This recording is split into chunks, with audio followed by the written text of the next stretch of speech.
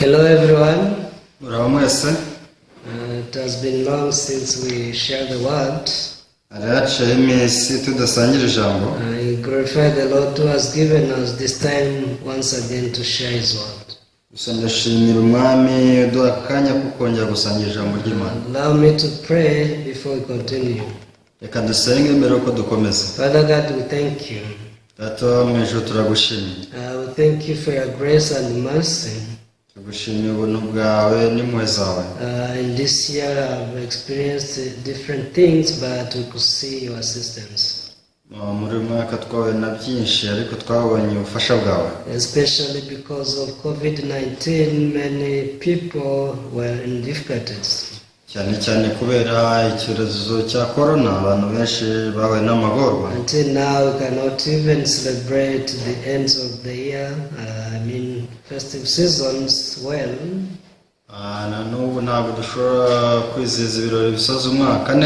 But we are so thankful because you kept on giving your word to us and also comfort us through your word.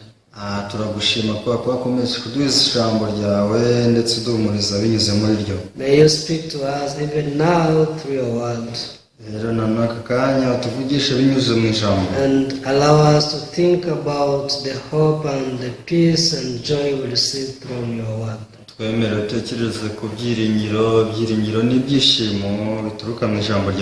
thank you and we bless you in the name of Jesus. Amen.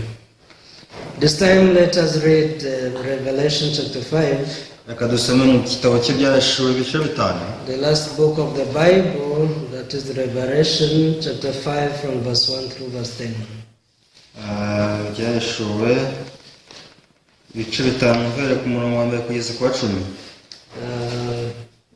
Revelation chapter 5 from verse 1. And I saw in the right hand of him who sat on the throne a scroll written inside and on the back, sealed with 7 seals.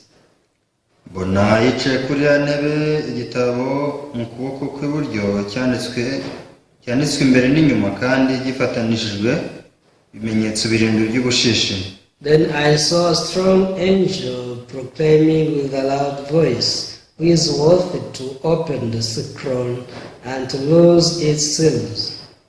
Mbona marayika ukomeye ababariza n'ijwi rirenga ati ninde ukwiriye kubumbura kiriya gitabo no kumena ibimenyetso bigifatanije.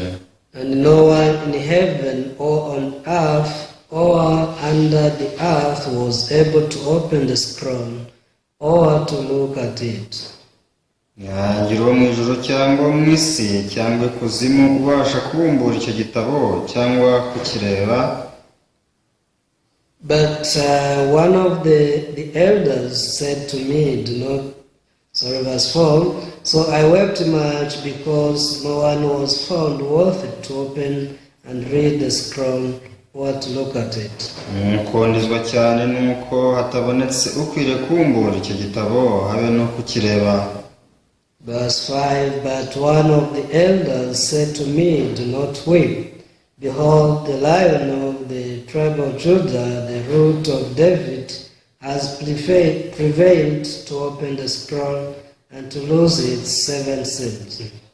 Muri babakuru barambwira ati wirira dore intare y'umuryango wa Yuda ni ishyitsi cya Dawidi aranesheje ngo abumbure igitabo amene ibimenyetso 7 bigifatanije. And I looked, and behold, in the midst of the throne and of the 4 living creatures, and in the midst of the elders, stood a lamb as though it had been slain, having 7 horns and 7 eyes, which are the 7 spirits of God sent out into all the earth. Nuko mbona hagati ya ntebe na bya bizima bine no hagati y'abakuru umwana w'intama uhagaze usa n'uwatambwe afite amahembe 7 n'amaso 7 ariyo myuka 7 y'Imana ituma kujya mu isi yose. Then he came and took the scroll out of the right hand of him who sat on the throne. araza kure cya gitabo mu kuboko kw'iburyo kwicaye kuri ya ntebe. Now, when he had taken the scroll, the 4 living creatures and the 24 elders fell down before the Lamb, each having a harp and golden bowls full of incense, which are the prayers of the saints. Maze kwenda icyo gitabo bya bizima bine n'abakuru 24 bikubita imbere y'umwana w'intama, bafite inanga n'inzabya z'izahabu zuzuye imibavu, ariyo mashengesho y'abera. And they sang a new song, saying, "You are worthy to take the scroll and to open its seals, for you were slain and have redeemed us to God by your blood out of every tribe and tongue and people and nation."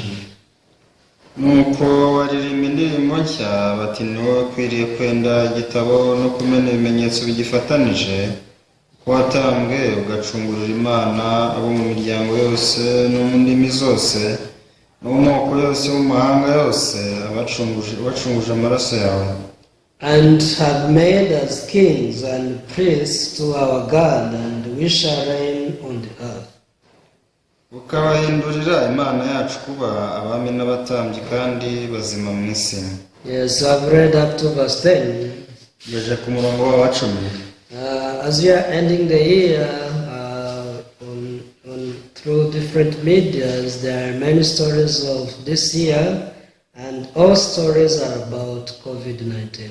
Mu gihe dusoza umwaka urasanga mu binyamakuru bitandukanye inkuru zivugwamo zicicikana n'izerekeranye na corona. And this year was named a year of COVID-19 umwaka wiswe ngo ni uwa corona, because since the end of last year and up to now, the world is suffering because of this pandemic. kubera ko rero mu mpera z'umwaka washize kugeza ubu ngubu isi irimo iranyura mu bizazane kubera iki cyorezo. Whenever people talk about such stories, they can gain nothing but sorrow and difficult heart. Abantu bakomeza kuvugana ibyo bintu nta kindi cyaba mu mutima usibye agahinda ndetse n'amagorwa. But this time there is a story which never like go out of like period.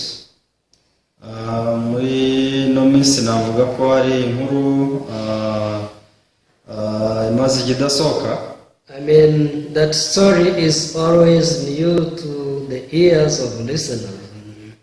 Navuga ko iyo nkuru ari inkuru itagisiba, ntabwo ari nshyashya mu matwi y'abayumva. That is the story of the death of Jesus. Ni inkuru ijyanye n'urupfu rwa Yesu. You cannot separate the birth of Jesus and his death. Ntabwo twatandukanya urupfu rwa Yesu no gupfa kwe. Whenever we speak about the birth of Jesus, we also speak about his death. Ntabwo twatandukanya kuvuga kwa Yesu no gupfa kwe, kuko igihe cyose tuvuga kuvuka kwe tuvuga no kugupfa kwe. Of course, his death also includes his burial and his resurrection. Yumvikana ko urupfu rwe rujyanye no guhambwa ndetse no kuzuka. So why did Jesus come down to this world? Se ni iki cyatumye Yesu aza mu isi? Every year we have Christmas season. Umunsi ku wundi usanga dufite ibihe bya Noheli. And the whole world celebrates this Christmas depending on their benefits. Usanga abantu bose mu isi bizihiza Noheli bitewe n'inyungu bafitemo. Of course, some celebrate Christmas to earn a lot of money. Hari abayamamaza kugira ngo bakore amafaranga menshi. Even the countries which don't believe in Jesus, they celebrate it in order to earn money. Usanga n'ibihugu bitizera Yesu rwose biyamamaza kugira ngo bikorere amafaranga menshi. But to us Christians, whenever we speak about the birth of Jesus, we can't help but rejoice. ako nkatwe abakristo mu gihe tuvuga Yesu nta kindi cyatuma usibye kunezerwa. I was born in 1985. Avutse muri 1985. And that time when I grew up, I found myself in difficulties. Ubwo navukaga nasanze ndiho mu magorwa gusa. Especially in the year 1994, I found myself in the place called Masisi alone. Kubera ko ndibuka ko muri 1994 ubwo nari muto nisanze ahantu hitwa Masisi ndi jyenyine. At the time there were different rebellious groups in Congo. Ndibuka ko icyo gihe muri Congo hari udutsiko duteze umutekano muke twinshi. One of them is called Bahunde. Mu bitwaga Bahunde. And another one is called Mai Mai. I know my. Anyways, the time they could come and burn the houses of people. Ndibuka ko icyo gihe bajyaga bazi ugasanga batwitse amazu y'abantu. And the family where I was, we could run away. Ndi kuba rero twahitaga ko twiruka. So from that time until 2011, I could not experience true joy. Kuva icyo gihe kugeza muri 2011 kugera mu 2011 nari ntarahura n'ibyishimo nyabyo. Because though I came back to my country in 1997, kubera ko mu 1997 nagarutse mu gihugu cyanjye. At the time I resumed my studies. Nakomeje amashuri. Even I joined one church so that I can believe in God. Ndetse njyana mu rusengero rumwe ngo nizere Imana. But until I met Jesus truly, I could not experience what is true joy. Ariko ntarahura na Yesu by'ukuri naramenya ibyishimo by'ukuri umunezero ukuri icyo ari cyo. Because though I joined the church in 1998, but I kept on being a sinner. Ako nubwo nagiye mu rusengero muri 1998 ariko nakomeje kuba umunyabyaha. So sin tortured me so much. Cyarantoteje cyane. Even more than anything else. Kurusha ibindi bintu byose. Yes, I didn't commit a lot of sins outwardly. Mu bigaragara nta byaha byinshi bikabije nakoze. But being a sinner was the fact that I was to go to hellfire. Ariko kuba nari umunyabyaha byari bihagije ngo nyine umuriro utazima. I could not understand why Jesus came down to the world. Ntabwo nsobanukiwe neza impamvu Yesu yaje hano mu isi. Because though he came, still I was a sinner. Bako nubwo yaje ariko none nakomeje mu munyabyaha. Even though every year we had Christmas celebration. Rero buri mwaka tugira kwizihiza Noheli. Even that time we could have it. Icyo gihe twarayigiraga. But I didn't know the true meaning of Christmas. Ntabwo nzi neza ubusobanuro bwa Noheli. But why did Jesus came down to this world? Niki cyateye Yesu kuza hano mu isi? 2010 I met the true gospel.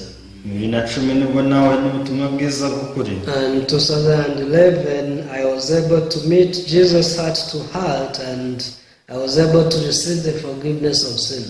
Bigeze 2011 nabashije guhura na Yesu by'ukuri umutima wanjye nakira imbabazi ibyaha. That time I came to realize what is Christmas. Igihe nibwo naje kugira ubusobanuro muri nge bwa Noheli. Actually my Christmas is on 8th January. Avuga ko Noheli yanjye ari ku itariki 8 z'Ukwambere. Because that is the date or the day when Jesus came to my heart. Bako uno munsi Yesu yazeho umutima wanjye. When you read Matthew chapter 1 verse 21. Dusomye igitabo cya Matayo igice cya 21. The Bible says, and she will bring forth a son, and you shall call his name Jesus, for he will save his people from their sins. Aranditse ngo azabyara umuhungu uzamwite Yesu kuko ari uzakiza abantu be ibyaha byabo. Yes, before Jesus came down to this world, God spoke about his birth. Mbere yuko Yesu aza hano mu isi Imana yari yavuze ku by'urupfu rwe. God spoke about his name. Yavuze izina rye. And he said why he was coming and why he was given such name. ndetse asobanura impamvu yo kuza kwe n'impamvu agomba guhabwa iryo zina. You shall call him Jesus. uzamwite Yesu. That means he is the savior of his people. bivuze ngo niwe mukiza w'abantu be, And he will save them from their sins. kandi azabakiza ibyaha byabo. So on 8th January 2011, I confirmed that Jesus saved me from my sins. rero ku itariki 8 z'ukwa mbere nibwo nabashe kwakira imbabazi z'ibyaha. Before that day, I didn't understand who is Jesus truly. rero icyo gihe ntabwo nabashaga kumenya mbere sinabasha kumenya Yesu uwo ari we by'ukuri. So now we speak about Jesus who came already and who was born in this world already. rero tuvuga Yesu wamaze kuza kandi wavukiye muri iyi si. And when you check the Bible clearly, akusomye Bibiliya neza, you can see that in heaven, even on earth, even in the hell, nobody could save people except Jesus. rero urebye mu isi nta usibye Yesu nta wundi muntu rwose wari gukiza abantu nka Yesu. We have read today in the book of Revelation.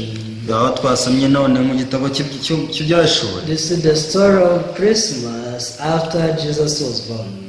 ni umunsi wa Noheli Yesu amaze kuvuka. After Jesus ascended to the heaven. Yesu amaze gusubira mu ijuru. One day, John the Baptist, the disciple called John was in a vision.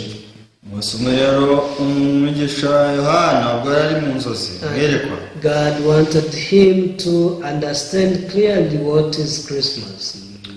Imana yaramufashije iramwigisha amwereka ubusobanuro bwa Noheli. So when you read Revelation chapter 5 verse 3, rero usomye mubwiriza Revelation chapter 5 verse 3, usomye Ibyahishuriwe ibice 5 umurongo wa 3, the Bible says, and no one in heaven or on the earth or under the earth was able to open the scroll or to look at it.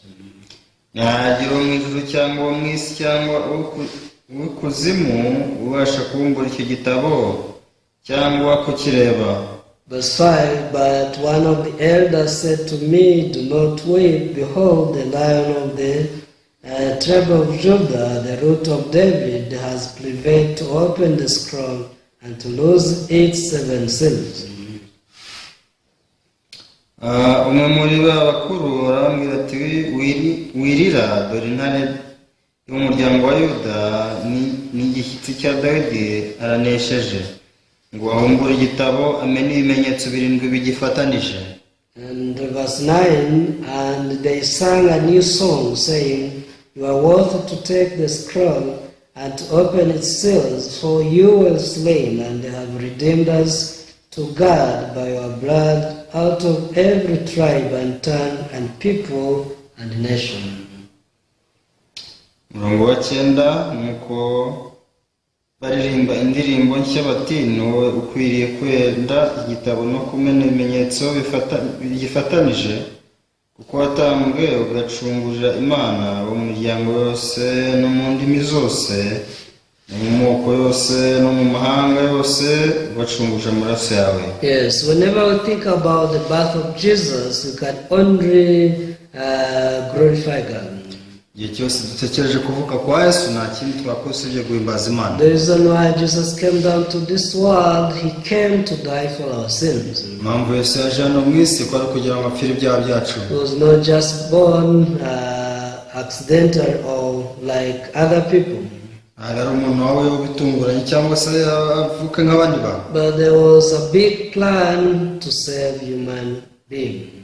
hari ubwo hari umugambi nyawo wo gukiza inyokomuntu. From Genesis chapter 3, God thought about man. uhereye mu itangiriro ibice 3 Imana yatekereje ku muntu. When man sinned and left God, God decided to come to him. umuntu bwacumuraga nta kintu Imana yakoze usibye gufata umwanzuro wo kumusanga. Yes, the Bible says that the wages of sin is death. Biravanga ibihembo by'icyaha n'urupfu. And without shedding of blood, there is no remission. Kandi ngo amaraso atavuye ntaho kubabarirwa. But there was no one to save people apart from Jesus. Ako nta muntu wo gukiza abantu ari usibye Yesu. When we talk about the sin offering, Iyo tuvuze ku bijyanye n'igitambo cyatambirwaga ibyaha, we can see that in Old Testament there were so many offerings for sin, but none of them took away the sins. iyo turebye mu isezerano rishya tubonamo amategeko menshi y'ibitambo, ariko tubona nta gitambo na kimwe cyakorewe ibyaha. Yes, when we read the book of Hebrews chapter 10, Usome igitabo cy'Aburayi igice cya 10. you can read Hebrews chapter 10 verse 10 through 12. Reka dusome itangiriro ibice Abaheburayo ibice 10. Hebrews chapter 10 verse 10 through verse 12 saying, Abaheburayo ibice 10 umurongo 10 kugeza ku 12 aravuga ngo, by that will we have been sanctified through the offering of the body of Jesus Christ once for all. gushaka kw'Imana ko kwatumye twezwa tubeshejwe n'uko umubiri wa Yesu watambwe rimwe gusa biba bihagije iteka. Verse 11, and every priest stands ministering daily and offering repeatedly the same sacrifices, which can never take away sins. Biravuga ngo ku mutambyi kandi umutambyi wese ahagarara iminsi yose akora umurimo we atamba kenshi ibitambo bidahinduka bitabasha iteka kugira ubwo bikuraho ibyaha. But this man, after he had offered one sacrifice for sins forever, sat down at the right hand of God. Ariko wabona amaze gutamba igitambo kimwe cy'iteka cy'ibyaha yicaye iburyo bw'Imana. Yes, Jesus came as one sacrifice for sins, but forever. Yesu yaje ari igitambo cy'ibyaha kizima ariko kibikuraho iteka ryose. Before this time, people could give sacrifice daily. Mbere yaho abantu bahoraga batamba ibitambo by'ibyaha byabo buri munsi. Yes, the priest could sacrifice many sacrifices for people. Wasangaga umutambyi atambira abantu impongano y'ibyaha byabo. And the Bible says that was done repeatedly with the same sacrifices, but those sacrifices can never take away sins. Kandi avuga ko ari ibintu byahoraga bikorwa kandi bigatanga amaturo amwe, ariko no handi ubwo butambyi ntibwigeze bubasha gukuraho ibyaha. Why was it so? Kuki ari uko byari bimeze? Because all these sacrifices were from the earth. Nuko ibyo bitambo by'ibyaha bakoreshaga byabaga biva mu isi. And on the earth nothing is eternal. Kandi mu isi nta na kimwe cy'iteka kibaho. All things on the earth vanish away. Ibintu byose byo mu isi birashira. That's why God thought about bringing the new sacrifice, Niyo mpamvu Imana yatekereje kuzana ikindi gitambo, which does not follow the rules of the world. aricyo gitambo kitagendera ku mahame y'isi. That is Jesus Christ.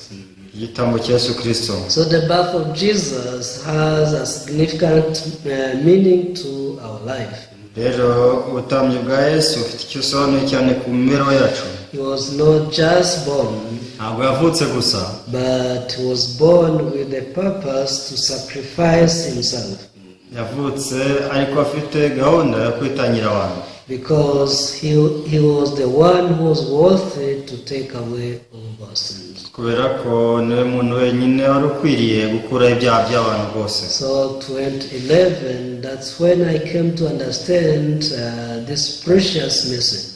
Rero 2011 nibwo nabashije neza kumva ubutumwa. In January, I was able to receive this message in my heart.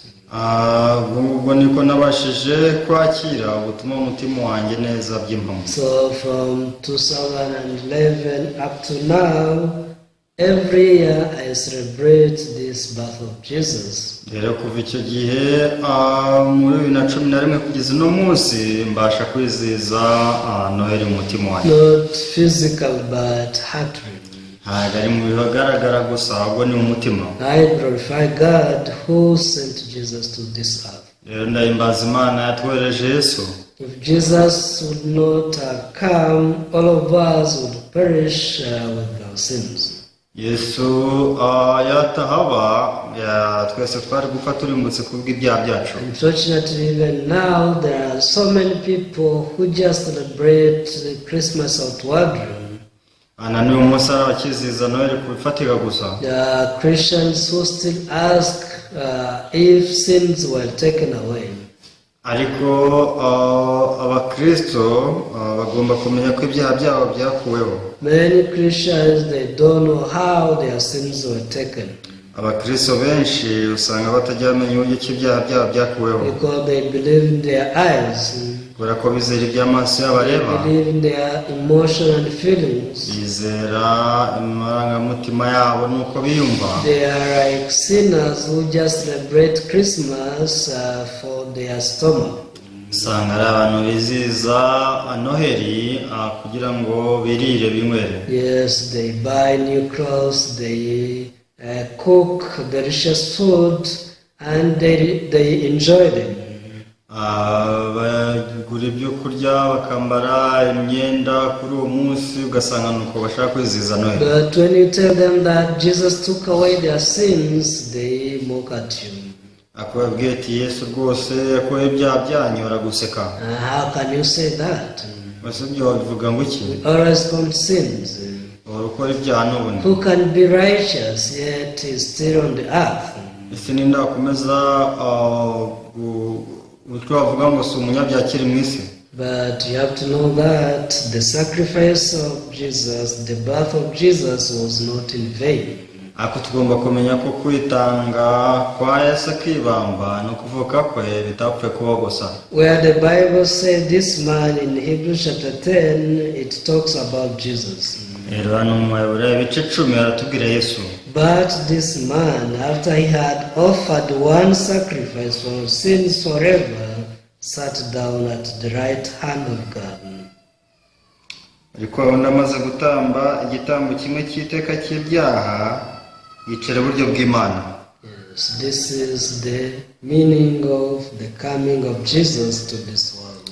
Ikintu cy'igisobanuro cyo kuza kwa Yesu hano mu isi. So where we read in Revelation chapter 5, rero hano twasomye mu Byahishuriwe igice cya 5. it talks about the greatness of Jesus. Aravuga ubuhangare bwa Yesu. Because he was the only one person who could take away our sins. Kuko niwe muntu umwe wenyine wabasha gukura ibyaha byacu. He was the one who were able to receive the difficulties and the pain of the cross. Niwe nyine ashoboraga kwishyira amagorwa akemera kwishyira umubabaro w'umusaraba. He accepted the will of God and he came down to this world to save us from our sins. Yemeye kwakira ubushake bw'Imana araza mu isi kugira ngo adukize ibyaha byacu. And he made us the children of God. Hanyuma duhindura abana b'Imana. That's why verse 10 says in Revelation chapter 5. Ni mu murongo wa 10 mbivuga mu Byahishuriwe ibice 5. And have made us kings and priests to our God, and we shall reign on the earth. Yes, Revelation 5 verse 10. Byahishuriwe 5 umurongo wa 10 uti ukabahindurira Imana yacu kuba abami n'abatambyi kandi bazima mu isi. Yes, now we are the kings, we are the children of God. Turi abami, turi abana b'Imana. Even we are the priests to our God. Rwose turi abatambyi Imana yacu. That's why wherever we go, we can't help but to see the victory. Niyo mpamvu twajya hose twabona intsinzi. We can see how God works through our life. Tubasha kubona uko Imana ikora mu mibereho yacu. Recently one guy asked me, what is the difference between a person who received forgiveness of sins and one who didn't receive it yet? Mishizo umuntu aramajije ngo pasiteri wabibanye ikitandukano hagati y'umuntu wakira imbabazi z'ibyaha n'utarazakira. People want to see the difference just with their eyes. abantu bashaka kubona itandukaniro bashingiye ku maso yabo. But I told him, first of all, you have to listen to their testimonies. Namubwiye ni mbere na mbere ugomba kubanza ukumva ubuhamya bwabo. Once people they testify about the blood of Jesus, Kugira abantu bahamya iby'amaraso ya Yesu, the power of the blood of Jesus, how he sanctified their sins, imbaraga z'amaraso ya Yesu kugira ikizabogeje, how they became free from sin, uburyo ki babotse ibyaha, how perfect and righteous they are in the eyes of God, uburyo ki turabera turi n'abaziranenge mu maso y'Imana. despite their evilness. Titaye ku bubi bwabo, Those people are righteous. abantu rwose ni abakiranutsi.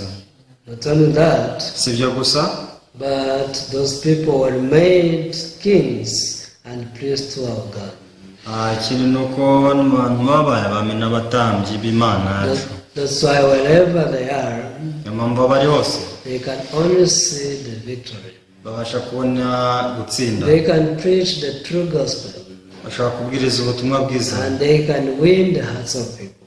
kandi bakunguka imitima y'abantu benshi. This time I have to see how God works for the gospel, Muri ino minsi nabasha kubona uko Imana ikora ku bw'ubutumwa bwiza. because God loves the gospel. Imana ikunda ubutumwa bwiza. Whenever true Christians go, God help them. Rero igihe cyose ubutumwa bwiza buhari Imana irabafasha. So through this pandemic, our church was able to preach the gospel in all corners of the world. Rero muri ibihe bya korona, iki cyorezo itorero ryacu ryabashe kugeza ubutumwa bwiza ku mpande zose z'isi. And through media, many people listen to the gospel. Binyuze ku bigo by'itangazamakuru abantu benshi bumvise ubutumwa bwiza. Even during this festive season, Gracious Choir and Pastor Park, they were able to preach the gospel. Rero no muri iki gihe cyo kwizihiza Noheli, Mushumba Park yakomeje kubwiriza ubutumwa bwiza. Especially through the message of Christmas and through different revisions, we could see God also preaching the gospel. Cyane cyane ubutumwa bwa Noheli, twabonye ko ku bigo bitandukanye abantu babasha gukurikirana ijambo ry'Imana. Especially in Rwanda, two great media house aired this Christmas message. Cyane cyane no mu Rwanda ibigo bibiri by'itangazamakuru, inzego z'itangazamakuru zabashije kunyuzaho ubutumwa bw'Umushumba Park. And this was done by God. Byose byakozwe n'Imana. So God made us kings and priests of Himself. Imana yatugize abami ndetse tugira n'abatambyi bayo. That's why we can't help but to speak about the power of the blood of Jesus. Impamvu nta kintu twavuga usibye kuvuga imbaraga z'amaraso ya Yesu. I hope that as we end 2020 and starting 2021, Mu gihe rero dusoza umwaka w'ibihumbi 2020 dusingira 2021, let us live with boldness and this heart that we are made kings. mwe n'ubushisi bw'amanga, reka twizere duhamye ko turi abami. We are made priests of God. Twagize abatambyi b'Imana. We can preach the gospel wherever we are. Bivuze ngo turi hose twabwiriza ubutumwa bwiza, And we can win the hearts of people. kandi twakunguka imitima y'abantu benshi. I hope that everyone believe in this gospel. Biringiye ko buri wese yakwizera ubutumwa bwiza. We are righteous not because of our works, Uri umukiranutsi atari kubera imirimo yawe, but because of the blood of Jesus. ahubwo byose ni ukubera amaraso ya Yesu. So Jesus accepted to be born in this world. Nta kintu ni uko Yesu yemeye kuza kuvukira muri isi, And He gave a sacrifice which is eternal, which took away all of our sins. hanyuma akadushakira gucungurwa ku iteka kandi ko abashije gukura ibyaha byacu. Yes, I'll speak up to Him. Kansoreza hano Let me pray. usengere. Father God, we thank you. Data, turagushimiye. Thank you because you made us righteous. Tugushimiye ko waduhinduye abakiranutsi.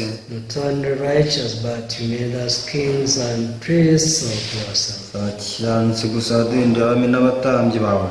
So as we are living on this earth, mu gihe tuba muri isi You want us to proclaim your victory. dushaka abantu batangaza inkuru yawe. You allow all brothers and sisters and all viewers to believe that their sins were taken care by the blood of Jesus. Twemere kugira ngo abantu bose ndetse n'abakurikiye bemere ko bizere ko ibyaha byabo byakuweho na Yesu Kristo. Yes, our flesh cannot change. Imibiri yacu nibyo ntiyahinduka. Our nature is always evil.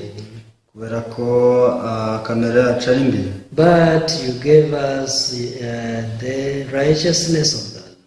Ariko duhaye gukiranuka kw'Imana. As we accept this righteousness, mu gihe twakira gukiranuka we can proclaim that we are as holy as Jesus. tubasha guhamya ko turabera nk'uko Yesu ari. And we can go before you with boldness. Tukabasha guhagarara imbere yawe dufite ubwo bushizi bw'Imana. Even on this earth we can live boldly as kings and priests of God. Muri isi tukaba dufite amanga y'uko turabona n'abatambyi. We thank you, Turagushimiye. and may you keep us safe and allow us to preach the gospel even in the upcoming year. Twemerere turinde kandi twemerere gukomeza kubwiriza ubutumwa bwiza no muri mwaka uri imbere. In the name of Jesus we pray. Twizeye mu izina rya Yesu. Amen. Thank you very much. Urakoze cyane. May God bless you. Imana w'umugisha. I hope to see you even next year. Nawe umwaka utaha.